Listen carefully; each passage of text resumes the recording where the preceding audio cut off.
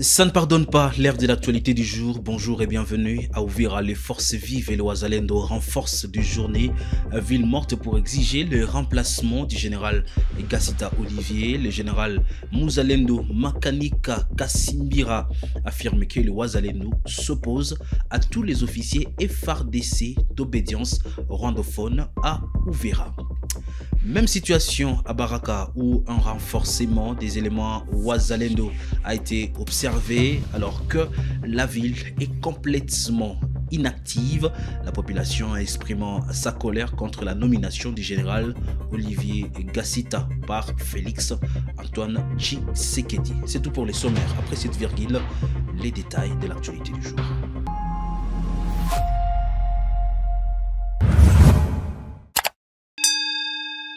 Vous êtes nouveau sur Kivu Morning Post, bienvenue. Commencez par vous abonner à la chaîne. À Uvira, la nomination du général Gassita Olivier de la communauté Munyamulenge par le président Félix Tshisekedi suscite une forte opposition de milices Wazalendo. Le général Muzalendo Makanika Kasimbira a dénoncé de visages étranges qui ne ressemblent pas aux Congolais. Les forces vives et les Wazalendo appellent à des journées ville morte pour exiger son remplacement, l'accusant d'abandonner des fronts face au FC en 23.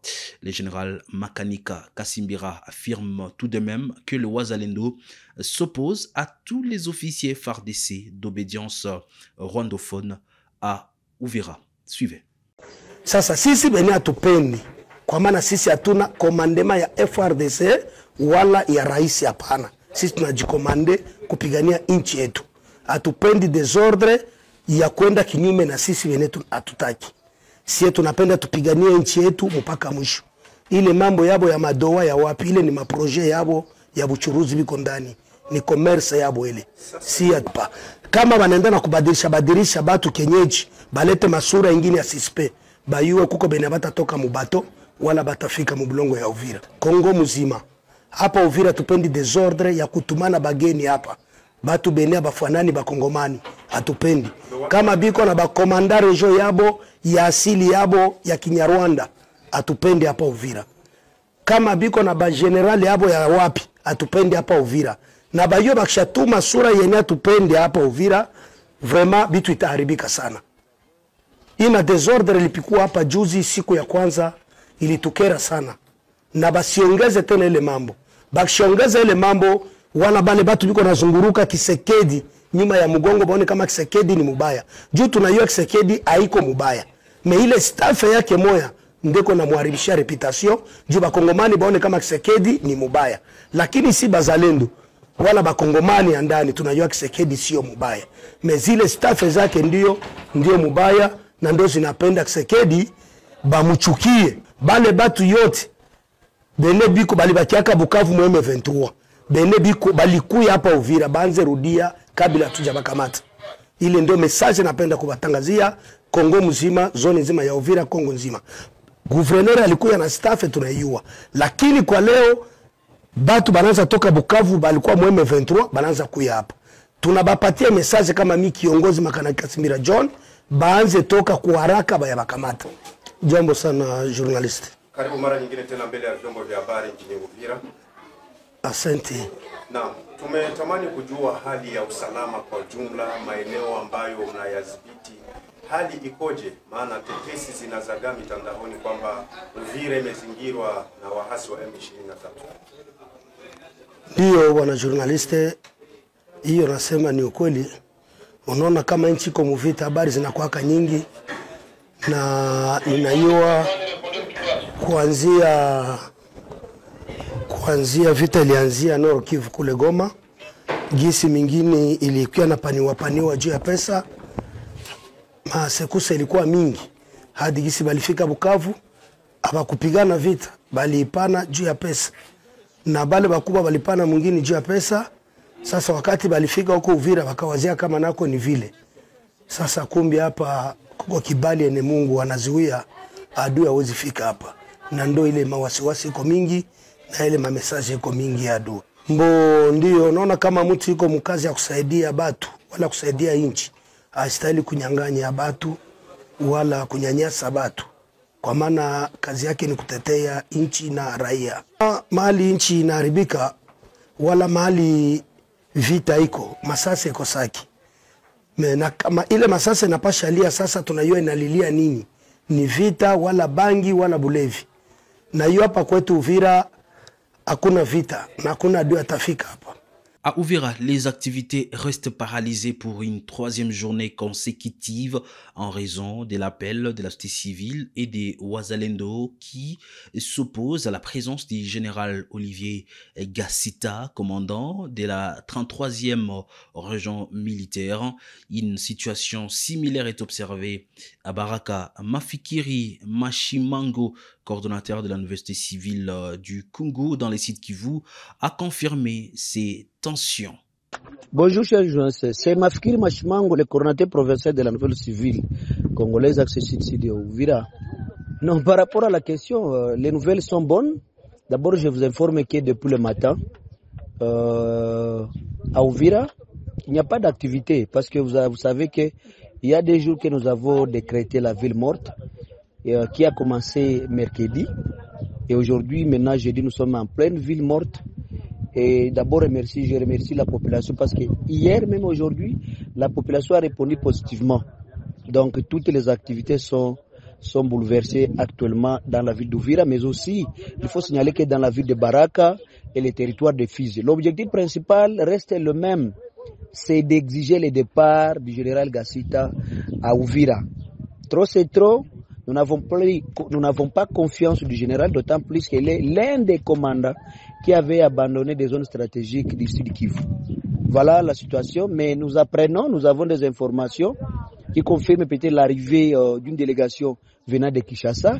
Et on attend, dès que cette délégation va venir, nous allons l'accueillir et puis maintenant dans les soucis de pouvoir échanger de manière approfondie sur le départ de Gassita. Dans le cas contraire, je vous informe que d'autres actions citoyennes sont prévues. Dalia Chilanda et son mouvement rejoignent les cadres de concertation des forces politiques et sociales à la tête d'actions nouvelles pour la reconstruction du Congo. Elle explique sa décision par le désir de mener un combat juste et de barrer la route à toute dérive dictatoriale.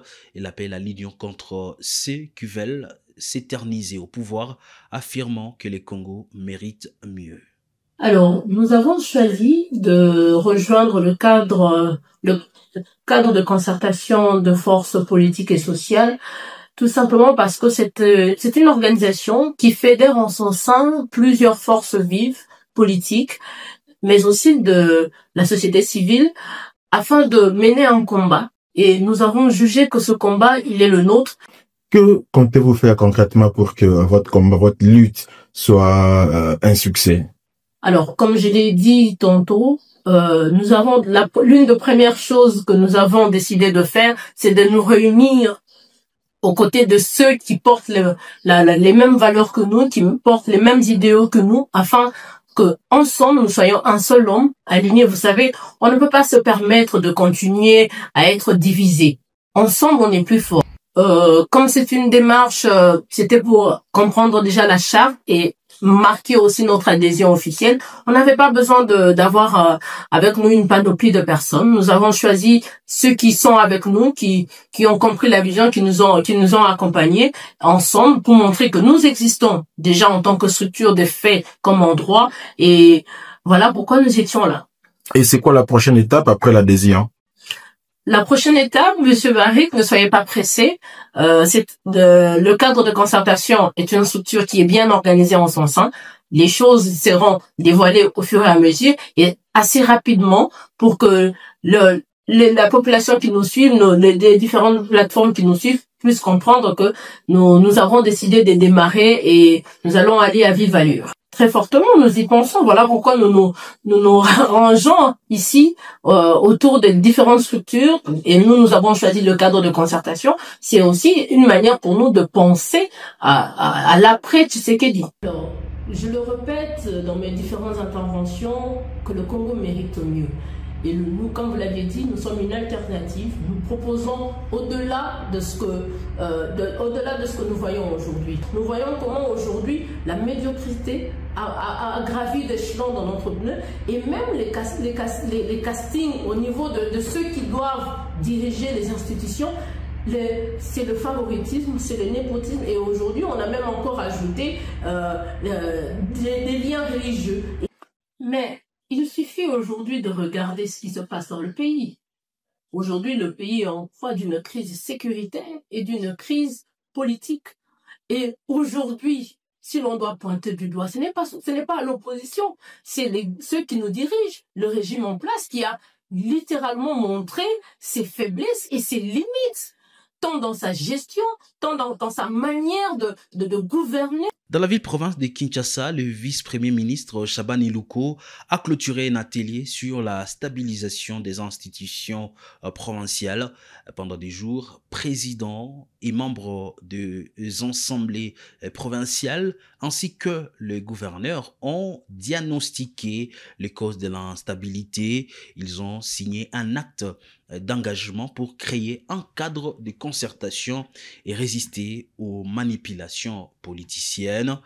Julien Paluku Kaongia, ancien gouverneur du Nord Kivu et ministre du Commerce extérieur, a recommandé la création d'un bulletin officiel provincial et la participation de la société civile à un budget participatif. Suivez. Pourquoi est-ce qu'il y a des problèmes en province? Moi, je situe ça à 2 ou 3 niveaux. Le premier niveau, c'est au niveau des attitudes. En fait, lorsque un gouverneur est élu, parfois il se déconnecte de son assemblée provinciale. Et cette déconnexion-là n'est pas bien perçue, et pour les yeux de ceux qui l'ont élu, la déconnexion doit être sanctionnée. Donc c'est un problème d'attitude. Moi, le conseil que je vais donner, c'est que le gouverneur, une fois élu, il doit comprendre qu'il est l'émanation de l'Assemblée provinciale. S'il se met seulement ça en tête, il n'y a plus de problème. Il n'y a plus de problème. Donc il doit comprendre que la priorité, sa priorité, c'est l'Assemblée provinciale et non pas le gouvernement central.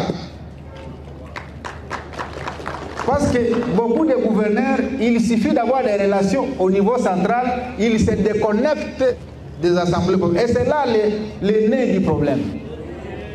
Donc parce que je parle au ministre de l'Intérieur, parce que je parle au ministre Julien Paluku, parce que je parle au président de la République, où je suis, c'est fini. Non, c'est pour vous allez tomber demain.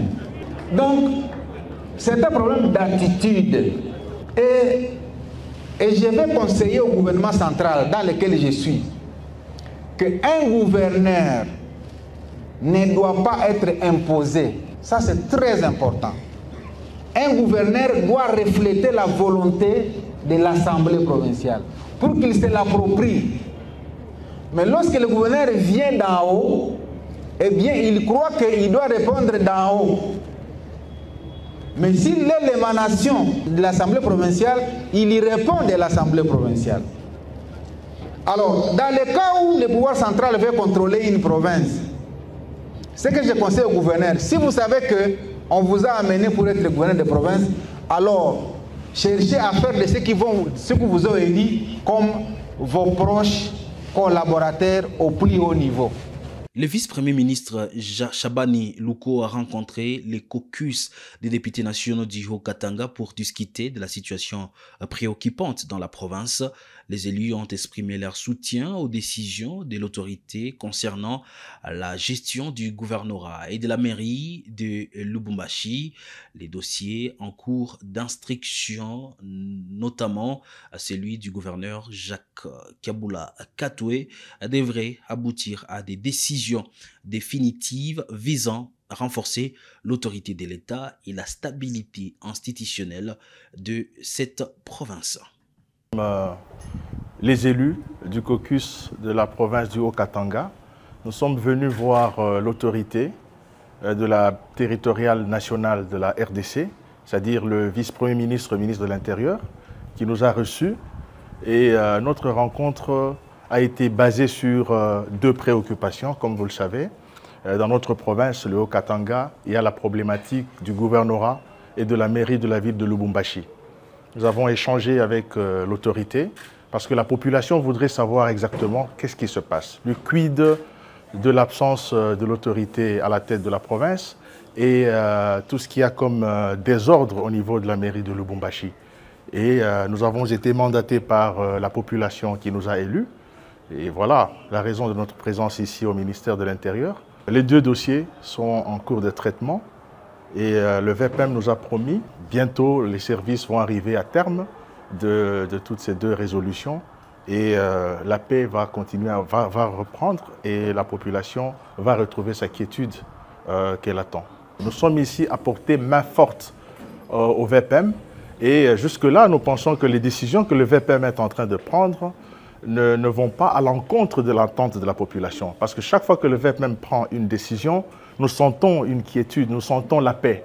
Donc ce sont des décisions qui apportent la stabilité au sein de notre population. Donc nous sommes là pour l'accompagner. Le VPM a sollicité notre accompagnement. Nous avons aussi sollicité le rencontrer pour avoir des éléments avant de l'accompagner. Et nous allons l'accompagner jusqu'à ce que notre population retrouve cette tranquillité tant attendue. Le ministre de l'Aménagement du Territoire, Jean-Lucien Mboussa, a demandé une augmentation du budget pour son secteur stratégique. Il s'est exprimé lors des consultations dirigées par le ministre du Budget, Adolphe Mouzito, le 3 septembre de cette année. Mboussa a déjà réussi à accroître le budget du ministre du Commerce extérieur et du portefeuille, améliorant ainsi les conditions de travail des agents.